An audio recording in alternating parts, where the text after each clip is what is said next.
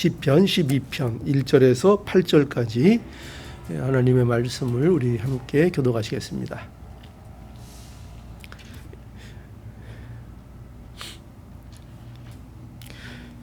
여호와여 도우소서. 경건한 자가 끊어지며 충실한 자가 인생에서 없어지도소이다. 각기 거짓을 말하며 아첨하는 입술과 두 마음으로 말하는도다. 여호와께서 모든 아첨하는 입술과 자랑하는 혀를 끊으시리니 저희가 말하기를 우리의 혀로 이길지라. 우리 입술은 우리 것이니 우리를 주관할 자 누구리요 함이로다. 여호와의 말씀에 가련한 자의 눌림과 궁핍한 자의 탄식을 인하여 내가 이제 일어나 저를 그 원하는 안전지대에 두리라 하시도다. 여호와의 말씀은 순결하며 흙 도가니에 7번 단련한 은 같도다. 여호와여 저희를 지키사 이 세대로부터 영원토록 보존하시리이다. 비루함이 인생 중에 높아지는 때에 악인이 처처에 행하도다. 예. 이 시편 12편의 중심이 되는 내용은 하나님이 신실하시다 하는 겁니다. 하나님이 어떤 분이시냐 하면 하나님이 신실하신 하나님이시다 하는 것을 시편 12편에서 우리에게 말씀하고 있습니다. 여기 6절에 보면 그래서 여호와의 말씀은 순결하며 이렇게 되어 있죠. 왜 하나님이 신실하시냐? 여호와의 말씀은 순결하다. 순결하다. 거룩하다 하는 뜻도 되고, 순결하다는 것은 불순물이 없다. 불순물이 없다는 것은 거짓이 없다. 그 말씀에는 위선이 없다. 속이는 것이 없다. 그런 뜻입니다. 여호와의 말씀은 순결하며 그래서 흙 도가니에 7번 단련한 은 같도다. 얼마나 정결한가. 얼마나 거룩한 말씀인가. 하나님이 신실하심을 나타내는 거죠. 그죠? 하나님이 신실하. 그의 말씀이 이와 같이 순결하다 하는 것은 하나님이 신실하시다 하는 것입니다. 기독교 신앙의 신앙됨의 핵심 중에 하나가 뭐냐면요. 바로 이와 같이 하나님의 신실하심을 믿고 살아가는 것입니다. 하나님의 신실하심을 믿고 살아가는 거죠. 그래서 여러분 구원의 확신도 우리가 무엇을 통해서 구원의 확신을 가질 수 있는가? 바로 하나님의 신실하심을 근거해서 우리가 구원을 확신할 수 있는 것입니다. 하나님의 말씀을 근거해서 또 그 말씀을 하신 하나님의 신실하심을 근거해서 우리가 구원의 확신을 가질 수 있는 것입니다. 여러분 구원은요 이런 주관적인 느낌으로 확신하는 게 아니에요. 구원이라는 것은 주관적이라는 것은 반대말이 뭡니까? 객관적이라는 말이 있죠. 왜 주관적이지 않은가 하면은 구원이라는 것은 우리 안에서 만들어내는 것이 아니기 때문에 그렇습니다. 그래서 주관적이라는 것은 내가 어떻게 느끼는 거에 따라 내 구원이 확신되는 것이 아니라는 것입니다. 구원은 우리 안에서 만들어내는 것이 아니라 구원은 어디에서 오는 겁니까? 하나님께로부터 외부로부터 우리에게 주어지는 선물이기 때문에 구원의 역사는 객관적인 사실입니다. 그러니까 주관적인 게 아니에요. 그러니까 내가 어떻게 느끼느냐가 구원의 확신이 아니라 하나님이 어떤 분이냐, 하나님이 우리에게 어떤 약속을 하셨느냐, 하나님이 우리에게 어떤 말씀을 주셨느냐가 우리의 구원의 확신의 증거가 되는 거예요. 그러니까 우리의 느낌을 따라가면 안 됩니다. 나는 이러니까 오늘 기분이 좀 꿀꿀하니까 구원을 못 받은 것 같고, 어쩔 때는 기분이 좋고 찬송도 막 흘러나오니까 구원받은 것 같고, 우리가 인간이니까 그럴 때가 있단 말이죠. 그러나 그런 느낌이나 내가 느끼는 주관적인 일로 인하여 구원이 확신되는 것이 아닙니다. 구원은 절대적으로 하나님이 주권적으로 이루신 객관적인 사실이요, 말씀에 근거한 것이요, 하나님의 약속, 그분의 신실함에 근거한 사실이라는 것을 우리는 알아야 합니다. 그래서 신앙은 처음부터 끝까지 어디 위에서 우리가 신앙생활을 해나가는가 하면 하나님의 신실하심입니다. 하나님의 신실하심. 오늘 우리가 이렇게 기도할 수 있는 이유도 뭐 때문에 그래요? 그 근거가 뭐죠? 가장 중요한, 우리가 하나님 앞에 나와서 기도 드릴 수 있는 이 근거, 기도를 우리가 하면 하나님이 들으신다는 그 확신, 그것을 어디에서부터 우리가 갖게 되는 것입니까? 하나님이 신실하시다는 거죠. 그렇죠? 그래서 우리가 하나님 앞에 오늘도 이렇게 나와서 기도할 수 있는 거예요. 만약에 하나님이 신실하지 아니하시다면 우리가 무엇을 근거로 해서 기도하겠습니까? 하나님이 신실하기 때문에 우리가 기도도 하는 거죠.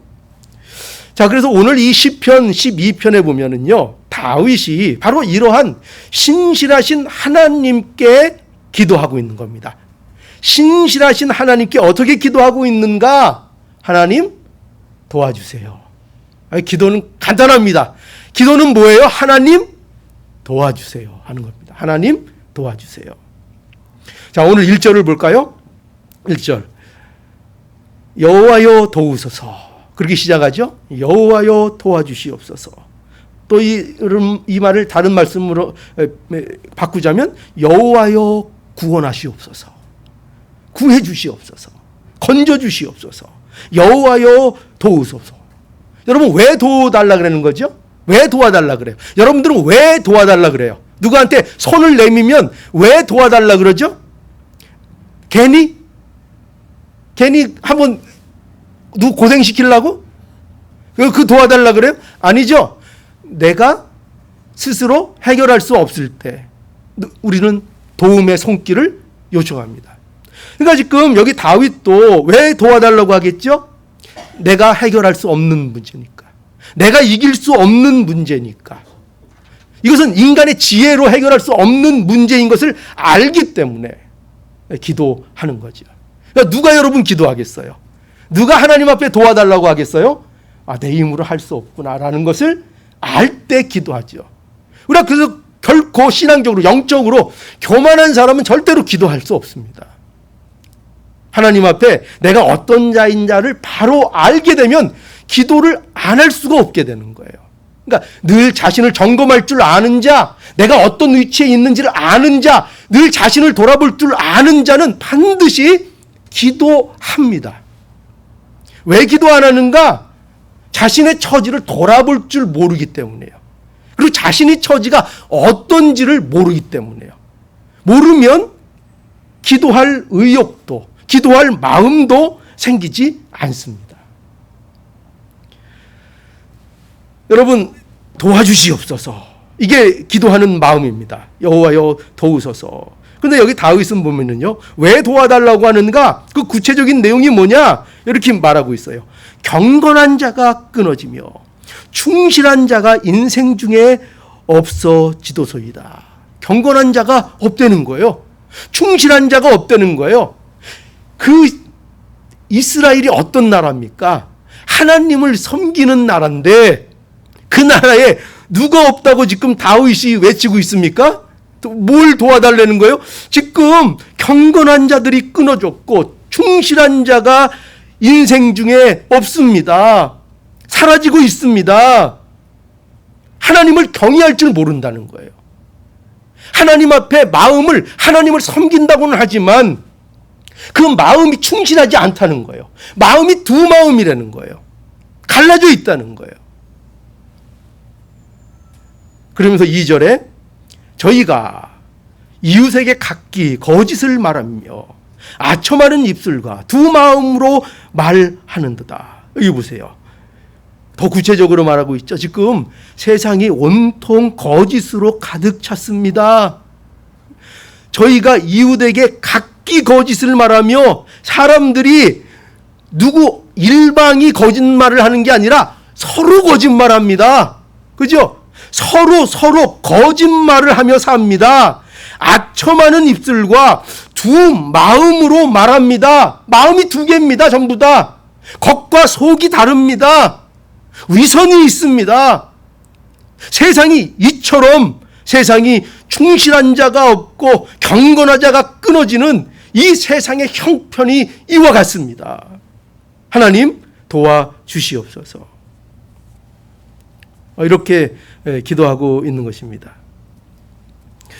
이것은 우리에게 세상의 죄악상을 잘 보여줍니다. 그죠? 세상에는 하나님을 경외하는 자도 없고 하나님을 전심으로 사랑하는 자가 드물고 그런 자들이 점점 힘을 잃어가는 이러한 안타까운 모습들이 자꾸 보여진다는 것입니다. 세상에서 여러분 가장 큰 거짓이 뭘까요? 세상에서 가장 흉측한 거짓이 뭘까요?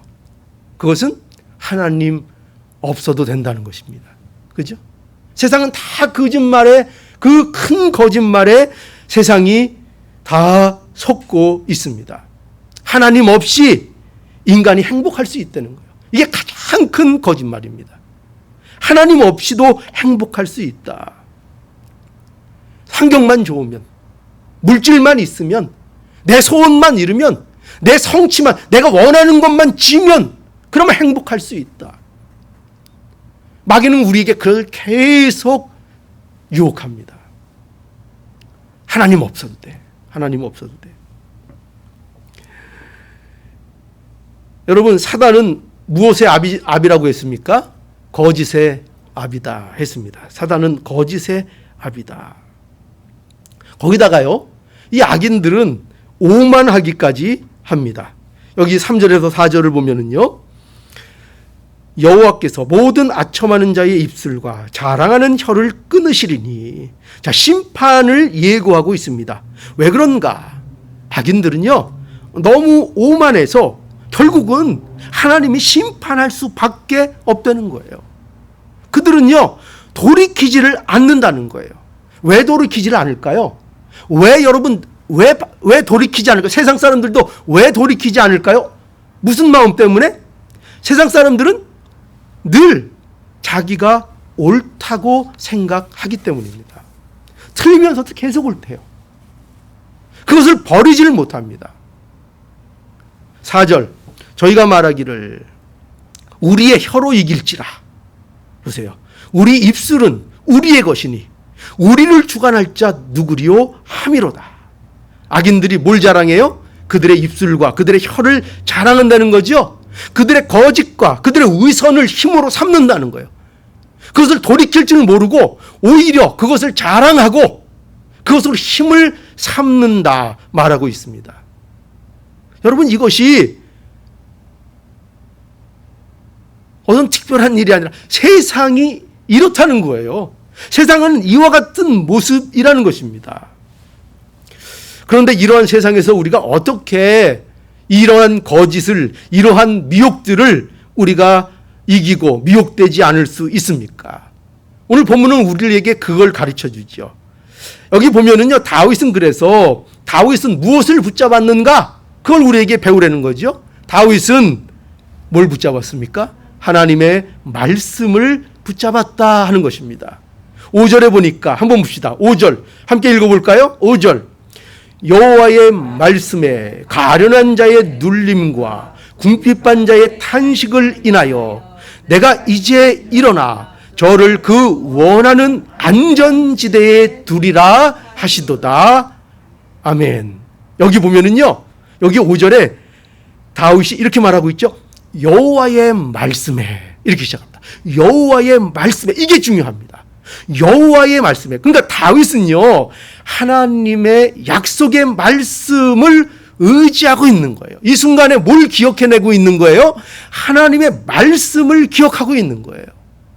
여러분, 예수님도 그랬죠. 그 예수님도, 하나님의 아들이신 예수님도 마귀를 물리치실 때 자기 힘으로 물리치시지 않았어요. 어떻게 하셨죠? 하나님의 말씀을 들어 마귀의 시험을 이겨내셨어요. 우리 예수님까지도 그렇게 하셨어요. 그런데 우리가 얼마나 교만한지요. 우리가 하나님의 말씀을 기억하지 않고 말씀을 갖지 않고도 우리가 마귀를 이기고 이 세상에서 신앙생활을 할 수 있다고 생각하는 거예요. 얼마나 교만한지요. 얼마나 무지한지요. 여러분, 말씀을 모르면은요, 우리가 마귀에게 그 미혹에 흔들리게 됩니다. 흔들리게 됩니다. 말씀으로만 그 모든 유혹들을 이길 수 있는 거예요. 여기 하나님의 약속하신 말씀이 무엇입니까? 다윗이 무엇을 생각했습니까? 가련한 자의 눌림과 궁핍한 자의 탄식을 인하여 내가 이제 일어나. 하나님께서 일어나신다는 거예요. 행하신다는 거예요. 이 일을 하신다는 거예요. 그들을 위해서 이 일을 하신다는 거예요. 저를 그 원하는 안전지대에 두리라. 어디에 두리라? 안전지대에 두리라. 이게 누구의 약속이에요? 하나님의 약속의 말씀이에요. 다윗은 이것을 생각했습니다. 이것을 의지했습니다. 안전지대란 구원의 자리를 얘기하는 거예요. 어떠한 공격에도, 어떠한 사탄의 미혹에도 흔들리지 않고 빼앗기지 않는 그 기쁨을 가진 그 구원의 그 자리를 하나님께서 주신다 약속하신 그 말씀을 다윗은 잡고 있는 거죠. 여러분, 이 혼란의 때에 어떤 사람이 그래서 참 복이 있는가 하면은요, 이처럼 다윗처럼 말씀이 생각나는 사람, 그죠? 어려울 때 또 하나님이 은혜 주시는 사람 어떤 사람이냐? 어려울 때 말씀이 떠오르는 사람, 하나님의 말씀이 떠올라서 그 말씀을 붙들고 말씀을 의지하는 자가 되는 사람, 이런 사람이 참으로 복이 있는 자인 것을 알아야 합니다. 그러려면 우리가 말씀을 어떻게 해야 되겠어요? 많이 배우고 말씀을 이해하고 말씀을 바로 배우고 그 말씀을 우리가 가지고 있고 말씀을 주야로 묵상하고 말씀과 늘 가까이 하는 사람이 되어야 되겠죠? 어떤 사람이 또 그렇게 할 것 같습니까? 하나님을 사랑하는 자가 그러겠죠. 그죠? 하나님을 사랑하면 말씀이 무겁거나 짐이 되거나 부담스러운 것이 아니라 그 말씀이 너무나도 달콤한 말씀이 되는 거예요. 그래서 뭐라고 합니까? 시편에도 그렇고 말씀이 뭐와 같이 달다 그래요? 꿀과 같이 달다. 그죠? 꿀송이 같이는 달다. 제 집사람이 꿀을 엄청 좋아합니다. 그 컨디션이 안 좋으면 꿀을 막 들이붓습니다. 이렇게 짜서. 어떻게 이렇게 먹는지 몰라요. 꿀을 먹으면 예전에는 그 눈이 막 밝아지고 그랬대요. 실제로. 왜? 예전에는 뭐 먹을 것도 없고 영양가도 부실하고 그랬잖아요. 힘없을 때 꿀을 탁 먹으면 눈이 밝아지고 그랬죠. 그죠? 그렇게 사모하는 것입니다. 하나님의 말씀을 사모하는 자.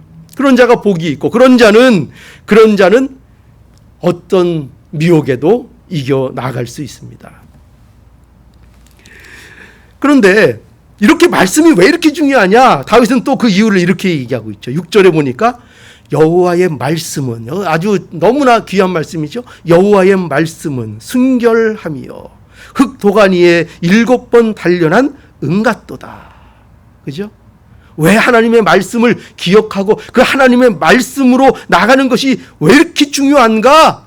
하나님의 말씀은 어떻다고요? 순결하며. 자, 우리 한번 함께 읽어봅시다. 6절 시작. 여호와의 말씀은 순결하며 흙 도가니에 7번 단련한 은같도다. 예, 얼마나 아름다운 묘사입니까? 다윗은 여호와의 말씀이 지금 세상의 말과는 얼마나 다른지를 비교하고 있는 거예요. 그죠? 지금 다윗이 어떤 상황 속에 있어요? 왜 도와달라고 기도하고 있어요? 세상이 어떻다는 거예요? 세상이 온통 어떻다는 거예요? 거짓으로 가득 찼다는 거 아니에요? 속이는 것으로 가득 찼다는 거 아니에요? 위선으로 가득 찼다는 게 아니에요, 세상에. 그런데 하나님 말씀을 보라는 거예요. 하나님 말씀은 순결하며 흙 도가니에 7번 단련한 은같도다. 말할 수 없이 순결하다. 불순물이 없다. 하나님의 말씀에는 거짓이 없다. 하나님의 말씀에는 위선이 없다. 하나님의 말씀에는 아첨이 없다. 하나님의 말씀은 신실하다. 그러니 하나님의 말씀을 따르는 것처럼 안전한 게 어디 있는가? 오직 신실하신 하나님만이 우리를 안전한 지대에 이르게 하신다. 이렇게 신실하시니까요. 자, 그래서 다윗은 이제 이렇게 확신합니다. 7절과 8절 우리 한번 읽어보죠. 7절과 8절 자 읽어봅시다. 시작. 여호와여 저희를 지키사 이 세대로부터 영영토록 보존하시리이다. 비루함이 인생 중에 높아지는 때에 악인이 처처에 행행하는도다. 예, 여기 보십시오. 이제 다윗이요 확신하고 있죠. 뭘 확신하고 있어요? 여호와여 저희를 지키사. 하나님께서 저희를 지켜주신다. 믿음으로 사는 자들을 지켜주신다. 또 저희를 이 세대로부터 이 거짓이 팽배한 이 거짓된 세대로부터 저희를 영영토록 보존해 주신다. 그것을 확신하고 있습니다. 그런데 보십시오. 세상은 아직 어떻다는 거예요? 끝이 어떻게 끝나고 있어요? 8절 비루함이, 이 비루함이라는 것은요 비열함이라 이런 뜻이요. 비열함이 세상 중에 높아지는 이때에 비열한 사람들이 환영받고 높아지는 이 세대 악인들이 처처에 횡행하고 가득 찬 이때에 그럼에도 불구하고 그런 것이 없다는 얘기가 아니에요. 그렇게 가득 찬데 그 안에서 하나님께서 믿는 자들을 지키시고 믿는 자들을 영영토록 보존해 주십니다. 이렇게 말씀하고 있는 것입니다. 여러분, 하나님이 우리를 어디에다가 두신다고요? 어느 지대? 안전지대에 두신다고 약속하셨습니다. 하나님의 말씀을 붙잡기를 바랍니다. 의지하기 바랍니다. 내 느낌이나 내 경험이 아니라 거짓 없는 하나님의 말씀을 믿음으로 세상의 거짓을 이기는 은혜가 우리 모두에게 넘치기를 간절히 바랍니다. 기도하시겠습니다.